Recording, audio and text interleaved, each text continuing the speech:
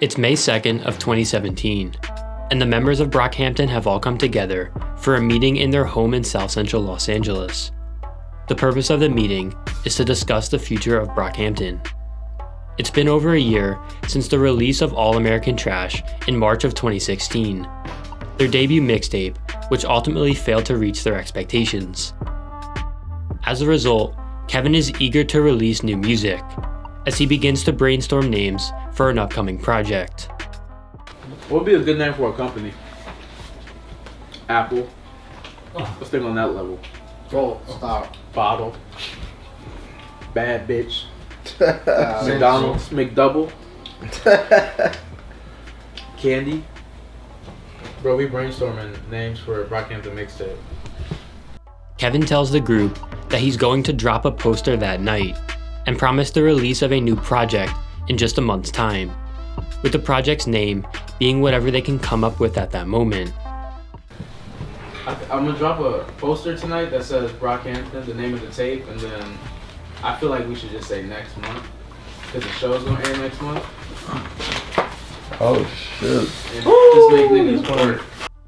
After some brainstorming, Kevin suggests they call the project Saturation, and well, everyone in the group immediately loves it, as an infectious level of enthusiasm spreads throughout the room.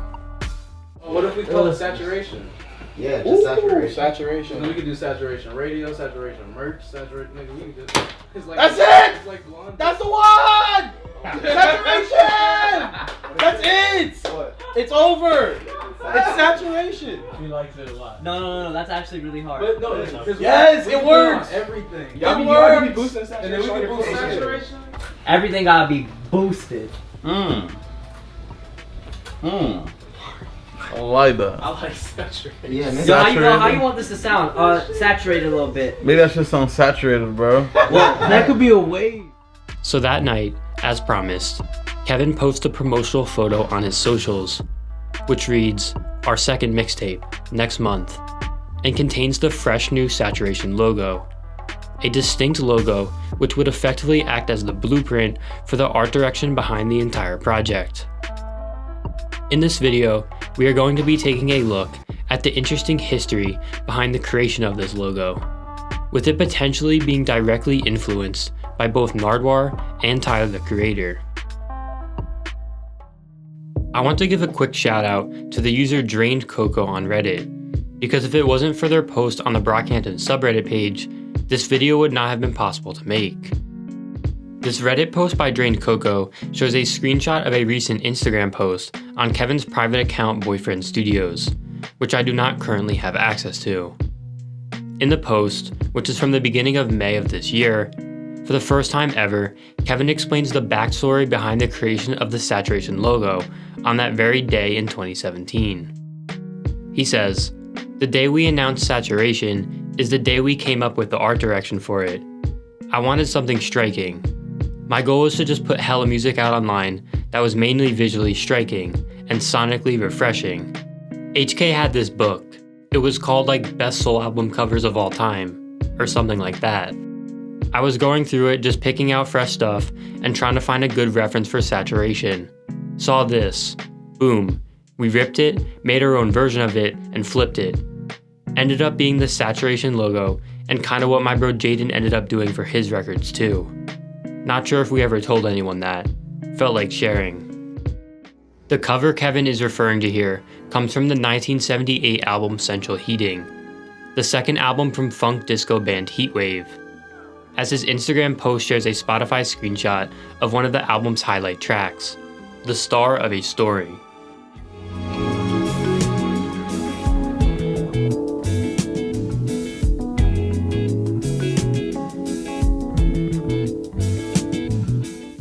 And this standout track also holds some significance in hip-hop as well, as it was most notably sampled on a Tribe Called Quest 1991 album, The Low End Theory, on the classic track Verses from the Abstract. I'm moving, yes I'm grooving, cause my mouth is on the motor. Use the coast in the morning to avoid the funky odor. Can't help being funky, I'm the funky abstract brother. Funky in the sense, but I play the undercover. And the book Kevin refers to in his post, where he found the photo of the Heatwave cover, is Joaquin Palo's Funk and Soul Covers. After seeing Kevin's post on Reddit, I bought a copy of the book to make sure Kevin indeed found the Heatwave cover inside. And sure enough, here it is, on page 228. Okay, so if he found the cover through the book, then how exactly do Nardwuar and Tyler the Creator have anything to do with this? Well, Tyler, right off the bat, I have a gift for you. Tyler the Creator in Richmond, British Columbia, Canada. I just woke up and I don't know what's going on. This is tight. Well, I got something to wake you up, a Heatwave LP. Oh, wow. Yeah. This album has Star of the Story on it. I think it's number 3 or number 7. What's amazing is, check out the back. Look at the sweaters the guys are wearing. What do you think about that? They're tight. It's beautiful. So I guess it could just be a coincidence that Tyler got this Heatwave album back in 2015, and Kevin just happened to pick it out in that book 2 years later. But I don't think so. If you don't know already, Kevin has always been a huge Tyler the Creator fan, citing him as one of his biggest influences. Without Tyler the Creator and Odd Future, Kevin Abstract and Brockhampton would simply not exist. And Kevin has made this clear through various posts online. Kevin's ties to Tyler date all the way back to 2013, when he was just a stan on Twitter whom Tyler replied to in this specific tweet. And then in 2015, watch as we can clearly see Kevin in the front row of one of Tyler's concerts, in this Cherry Bomb tour video. It ain't shit to do. I will go skating. A type of experience which Kevin seems to reference on his 2019 song, American Problem. I need another song to sing along to. 9th grade, Tyler was the illest shit I ever heard. Going to his concerts, no mask, singing every word. So given that Kevin has always been a huge Tyler fan, and was clearly a huge fan in 2015, the year that Nardwuar interview dropped, I think it's safe to assume that he saw that interview back in 2015. But what if he had just never watched Nardwuar before, and maybe the interview slipped by him? I suppose that could still be a possibility. Well, not so fast, because I have proof which all but guarantees that Kevin watched that interview back in July of 2015. Because in February of 2018, Kevin and Brockhampton were interviewed by Nardwuar themselves, and during that interview, Romeo and Kevin recalled a specific memory of them meeting Nardwuar back in either 2014 or 13, prior to Tyler's 2015 interview. Can we tell you a story really quick? Go ahead, and you are? I'm Romeo. Of? Brockhampton. Go ahead. Back in 13 or 14? I think it was 2013. We were at South by Southwest, and it was Kevin, Amir, Merlin, myself, and I, and we met you. So this is like really crazy. We met you outside a hotel and we asked you about Kurt Cobain and interview. Well, he asked you about interviewing Kurt for Nirvana. Do you remember that?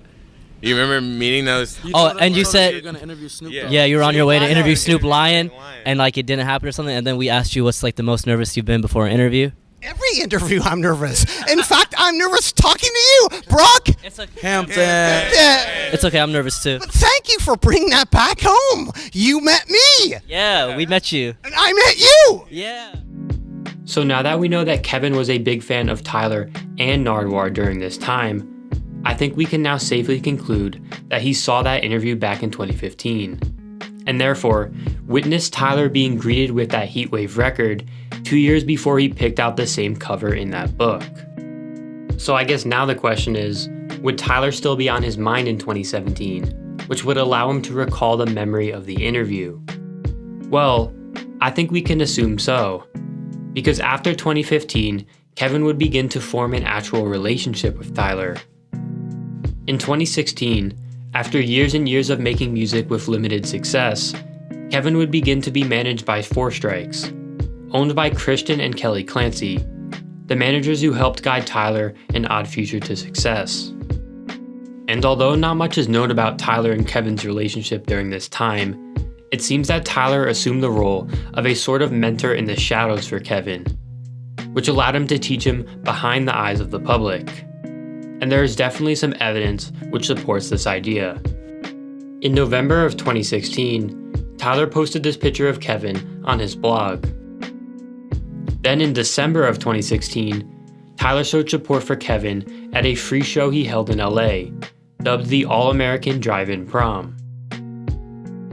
And then a few months later, in March of 2017, watch as Kevin calls up Tyler for advice in a clip from Viceland, not knowing what to do after his Boston show had been plagued by audio problems. This is surreal. My whole shit says